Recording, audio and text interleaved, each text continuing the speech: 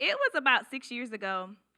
I was driving on I-20 from Atlanta, headed to Sandersville, and it was really late, so thank God I didn't have to wait in rush hour traffic, and so I was actually able to drive the speed limit, and maybe just a little bit faster. Um, and so as I'm driving, I hear, you need to go home. I said, okay, this thought is crazy. I'm literally headed home right now, okay? Then I hear it again. You need to go home. And that's when it dawned on me, oh, we're not talking about a weekend visit anymore.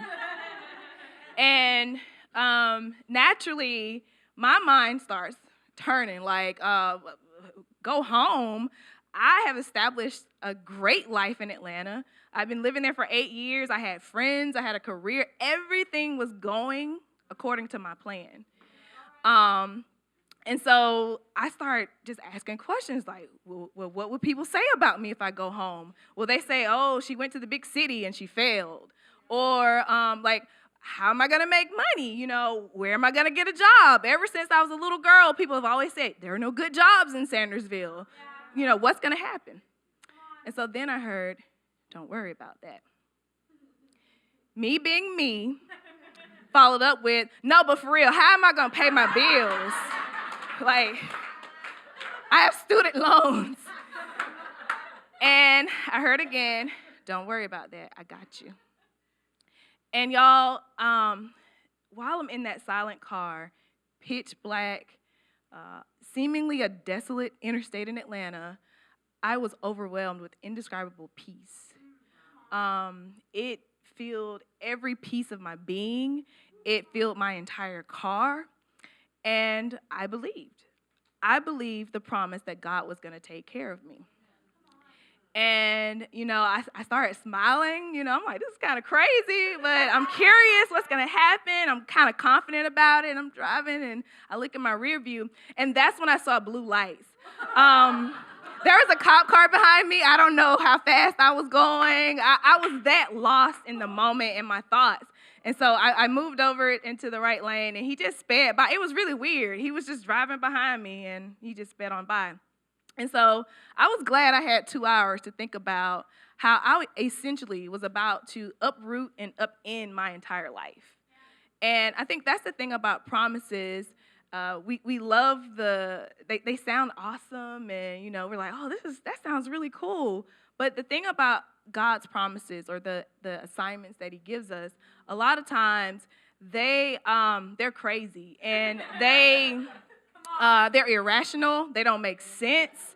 It goes against the status quo. And so, Pastor Melinda mentioned this earlier about how, you know, growing up, you always say you shouldn't question God. Well, I have questions sometimes. I mean, does anybody else have questions like what is going on? And so I feel like every day, women across this world, we're being asked to do things, weird things, strange things, uncomfortable things that benefit God's overarching plan. And it may not happen to you on a drive from Atlanta, but maybe it happens to you while you're preparing dinner, or maybe in the shower. I get a lot of shower ideas.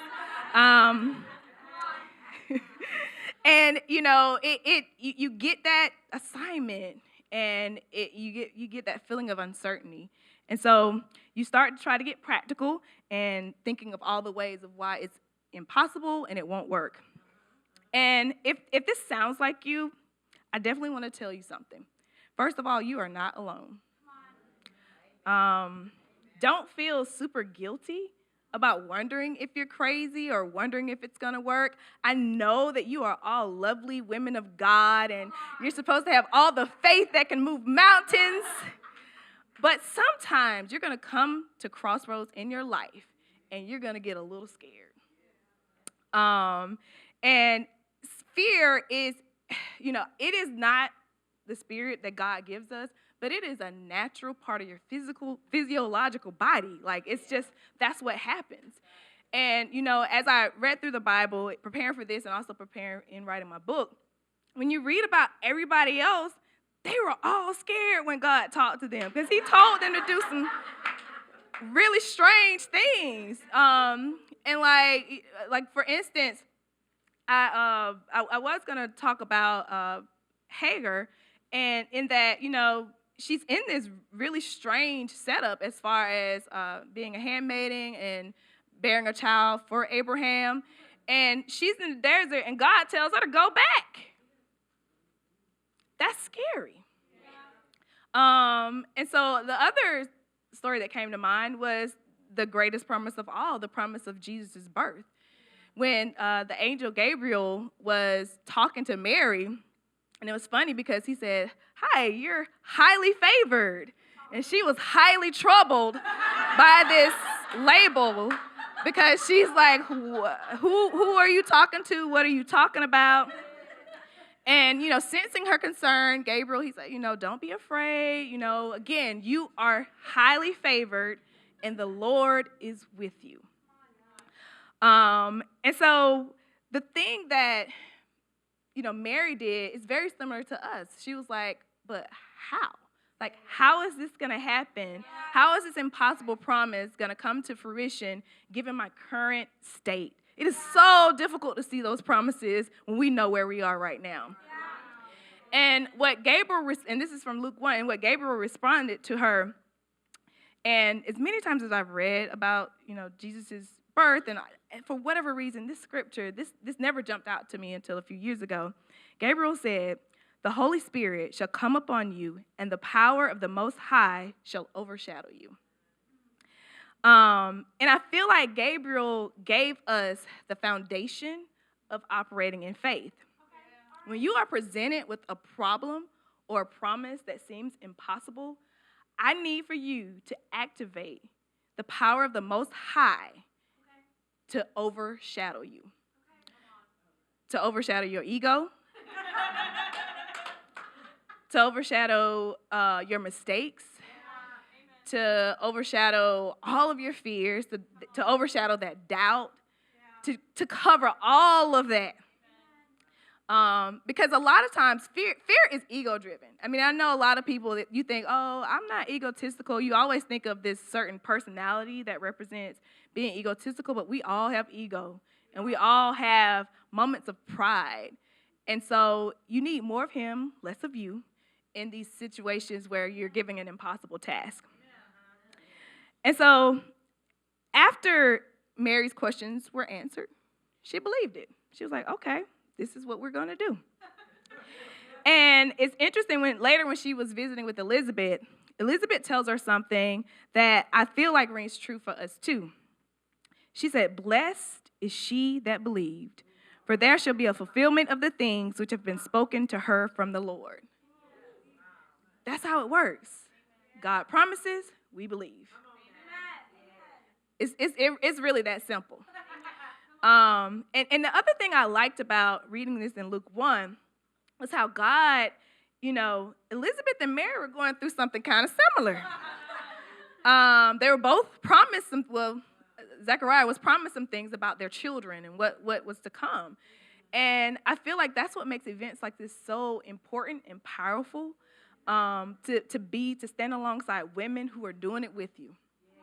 And some of us are doing it afraid, but we're still doing it, and we're doing it together.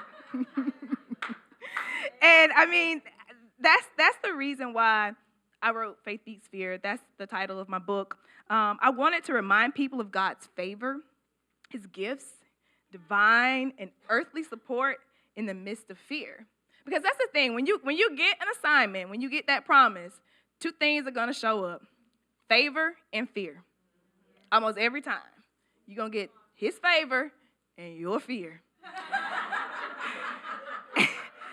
And so I feel like, it's really ironic that this book, God gave me this book to write, because it was the scariest thing I've ever had to write in my life. I had questions again. I said, God, how will people receive this message from me?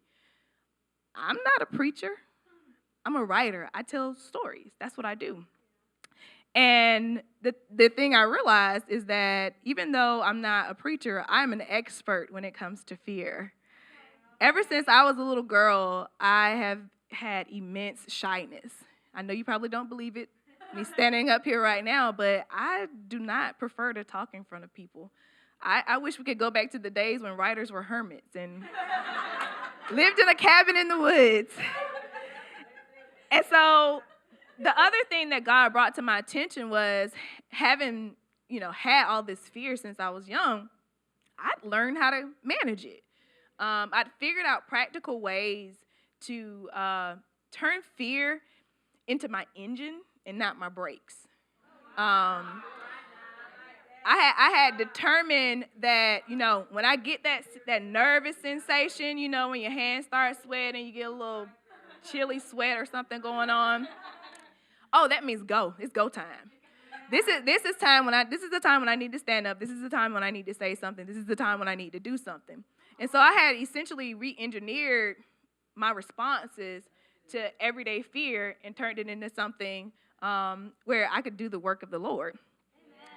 And in the book, I talk about there are 4 different steps where the first is learning how to face and identify fear. I don't think people recognize how many of their actions are actually fear-driven. We only think of the nervous feeling as fear, but fear is procrastination. Fear is when you gossip. Fear is when you compare. So fear shows up in all of these different shades every day. And so the idea is to really break down in everyday language, how that fear is talking to you. Because what happens is, it's like Simon says, what it says, you do. And if you're not able to distinguish between fear and faith, you might be acting in fear. The other thing is I wanted to turn people to God. I wanted them to know that, the solution is not self-help. You're going to be in some situations where you cannot get yourself out of. You need to discover the power, love, and sound mind that God put inside of you. Everybody, we all have the answer. And so just looking at his word and seeing the things that he said, understanding his character. When you know his character, you know that he didn't, bring you to this place to abandon you or to forsake you. So when you feel that sense of loneliness, you know the truth. You're like, no, God would not do this to me. And so the other aspects of the book is to really get you to declare his word. As Elder Harper was speaking about, our mouth is so powerful. And we don't realize the things that we say, even little things. Like when I worked a 9 to 5, I still work, I still have a job, but my hours are more flexible now. But I used to always complain about Monday, because that's what everybody does. Oh, Lord, it's Monday. Oh, gotta go to work on Monday. And I just fell in line with everybody else. I wasn't even mad it was Monday. I just did what everybody else did. And guess what? I hated Monday. I hated it. And I realized that when I said, no, I look forward to this day, because what was happening is I was wishing my time away. I was like, I can't wait for Friday. I can't wait to Friday. Friday comes, and I'm like, I don't even know what I did this week. Because I was just wishing away time. And then at the same time, I would feel like I never had enough time. I was messing myself up with my mouth. And so I began to then speak the truth, the biblical truths, and, what I really desired. And so the other aspect of the book that God gave me, he that's the thing about his promises. He uses your gifts and your experiences to bring a new and unique twist to, how he spreads the gospel. And mine is storytelling. And so I created this character. Her name is Miss Rosa May. I feel like everybody knows Miss Rosa May. Miss Rosa May is Southern. She's a sweetheart. She's going to tell it like it is. And she's a woman of faith, but she oftentimes has questions too. And so I wanted to close with one of Miss Rosa May's stories. Let's see. And the name of this story is First Place. If I can find it.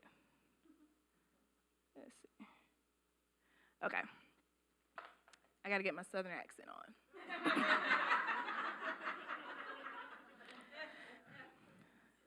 Sometimes I look over my life and wonder, how did I get here? I'm talking about the good and the bad times. You ever feel like that? I get a little emotional thinking about it all, because there was a time in my life where it seemed like I was always behind, just late to life. Got married older than I thought I would. Then the children came. They were late too. I joke and tell them that's why we had them back to back, because me and their daddy had some catching up to do.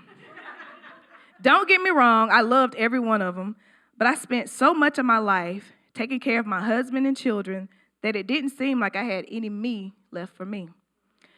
I gotta say, being a wife and mother wasn't easy for me. If me and my husband Curtis said we was gonna do something, I needed to know how. How would we afford it? How would we get there? How would we keep up? Trust me, that's what Curtis would say. Given he was my husband, I loved to act like I did. But right off, I struggled with it all, the not knowing. It made me feel fidgety on the inside, and I'd think up all the things that could go wrong. Most times I kept these thoughts to myself, but sometimes they were too much, and I told him all about it. Baby, I got you, he'd say, then pull me real close to prove it. I was always thankful God saw fit for me to have a family. Don't know what I would have done without him.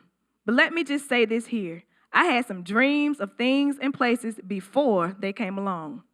When they got here, it became after we settled in. Then it was once they finished school. There was one after the other, and before I could get my last 2 children on to college or jobs elsewhere, my mama got real sick. So we moved her in, and I took care of her too. My beloved held on to every breath of life for a year when the doctor had only given her a month. Then it was my husband's mama's turn. I knew I should be grateful that I could do it all, but I had some days where I near about gave out. I had to always wipe them tears and push myself to last place. For years, it went on like this. So by the time it was just me, I wasn't sure what to do with myself. If I wasn't daughter, mama, or baby, who was I? In those days after Curtis passed, I had a lot on my mind. Sitting in that silent house by myself, there wasn't anybody left to take care of but me, and I wasn't even sure how to do that. An urge that I was supposed to be doing something nagged at me so bad, but I didn't have any real idea about what I wanted anymore. Them dreams from long before had faded and washed out like pictures from times past. I didn't figure it out until I started my own cafe. I was probably too old to be starting a business. It takes a lot, and to be honest, I didn't think too much of myself as a businesswoman. I just knew I liked cooking, and people always wanted what I cooked. Not just the taste, but second servings and to-go plates. As far as the numbers, hiring and firing, advertising, stuff like that, I didn't know much about it at all. I asked a lot of questions and did as much reading up on it as I could. I didn't go to school for business or anything like that, but here I am. Now, getting here started with a different question. What if? Let me tell you what I mean. We were having our annual homecoming at church, and we had quite a few visitors. Most folks I knew from around town, but one woman I'd never met before tracked me down in the fellowship hall. "Are you Miss Rosa May?" she asked. Somebody had told her I was responsible for the red velvet cake. "My name is Joyce. I don't live here anymore, but all my family's from Arbor Grove. I had to find you because I haven't tasted a cake like this since I don't know when. It reminded me of my grandma's cake." Before I could thank her, she wrapped her arms around me, held on long and tight. It was one of them hugs that I knew had a deeper meaning that I couldn't understand, except that it was pure love. Food can touch souls, you know. I won't say I cook for moments like these. I just got a great joy out of doing it. "You ever thought about selling your cakes?" she asked me. Some of my friends made mention of it, but I never gave it much thought. "I just like baking and cooking," I said. "Sometimes when you introduce money to a thing, it can take over and ruin it." "I know what you mean," she said. She tapped her long red fingernail against her chin. "But if you just keep your mind on using your gift and sharing it with as many people as you can touch so many more lives." She hugged me again and left me standing there with no words to say, just a burden on my heart. What if? That question tagged right along with me all the way home, and when I got in the quiet of my bedroom praying for sleep, it wouldn't leave me alone. Every time I closed my eyes, I saw batter, frosting, and flour, and smiling faces. I felt warm on the inside, like, this is it. This is something I can do. This is something I gotta do. But how? Curtis wasn't there to hold me no more, so with that question came a nervous-like feeling and none of the comfort. My mind would race round and round with more questions and thoughts. I should be enjoying my golden years, fiddling around the house, taking care of my grandbaby. Besides, my oldest kids said they thought it would be too much work, and if things got bad, they warned that they wouldn't be able to help out money-wise. They had their own problems to figure out. That left me feeling a bit helpless. If my own couldn't help me, who would? It was like two lives set before me, the one I should live and the one I could. And I went back and forth between the two of them. And that's how it went on for weeks up until I sold my first cake. Then I sold 10 plates one weekend. I thought I was doing something. The timing worked out that my son Bobby was able to help me, but after a while, it was dozens of orders a week, and we couldn't keep up with it out of my kitchen. I got tired of going at it halfway. I told God I was going to hand it over to him and prayed he'd take me all the way. Now, it don't mean getting here was easy. Even after I got started up in a little building, I would go from feeling like I was on top of the world to thinking I'd messed up big time. Up and down is how it goes, but no matter how tired I am, I seem to always get another burst of energy to come out of nowhere right when I need it. Like last week, it was really rough, but I also had one of my best days in a long time. As I was putting out a pan of steaming green beans, somebody tapped me on the shoulder. "Hey, how are you doing?" I said with a smile. The woman dressed in a navy suit and white shirt looked like she should be at a lunch meeting at one of the fancier restaurants on the strip, and not my spot. "You don't remember me, do you?" she said. The twinkle in her brown eyes, the lips spreading across her round-shaped face. Then it came to me. "Joyce?" I asked. "It's me!" She cheered and almost leaped into my arms. "What are you doing here?" "Oh, I'm in town visiting family, and when I asked them about getting some lunch, they suggested your place." Joyce turned around, arms out wide. She eyed the framed black and white pictures of my best dishes. Then she took a couple of steps and touched the brown booth, running her hand across it like it was soft leather. "Miss Rosamay, this is all so wonderful." She said it like she was looking at the most beautiful facility, not my little hole in the wall. "Well, I want to thank you. I don't know if this would be here if you hadn't come up to me and talked me into this crazy dream," I said with a chuckle. "You don't realize how much you blessed me that day." "You blessed me." I must have made one of my funny frowns because Joyce quickly explained. I probably sound ridiculous because it was just a piece of cake, but my grandma always made red velvet cake special for me. I'm talking birthdays, when I got good grades, or on what she called just because I love you days. I had a mother and a father, but there's a difference between creating a child and raising one. It was my grandma that raised me. She'd passed a few months before I met you, and I wasn't in a good place at all. My life had come to a standstill. I didn't want to do anything, didn't want to go anywhere. My cousin dragged me to your church. The message was spot on, and when I bit into your cake. She looked down at the yellow and white tile floor and shook her head. Now that really took me back to those days with my grandma and what she always taught me. Customer conversations and the clank of silverware came to a hushed noise in my mind. I saw people lining up to eat and servers clearing tables, but it felt like it was just me and Joyce at my restaurant. Dear Lord, I don't know what to say. I laid my hand across my heart, beating like drums, water welling up in my eyes. I am truly speechless, and that never happens. You can ask my family, I said, sniffling. I used the back of my hand to wipe away the tears. This time around, it wasn't because I'd put myself last, but I'd put God first. And my goodness, did he lead me to an amazing place. She laughed and rubbed my shoulder. "You got me up in here crying like a baby. Your lunch is on me today, you hear me?" I said. "Well, first things first, can you point me in the direction of the red velvet cake?" I did, and she went about fixing dessert before her lunch plate. As I watched Joyce take her first bite and smile in a special way, I felt a peace, a comfort. Not exactly the same, but very much like the embrace of my dear Curtis. I heard a voice too, "Trust me." All those memories and pieces of life, separate, they look a mess. But when God brings it all together, you can't help but thank him for it all. I'm at a point in my life when I look back, the faces and places are getting a little blurry. I figure by talking to people like you, it helps me not to forget how far God has brought me. It helps me always remember the truth. It was God's grace. That's how I got here. Truth be told, that's how anybody gets anywhere. Thank you.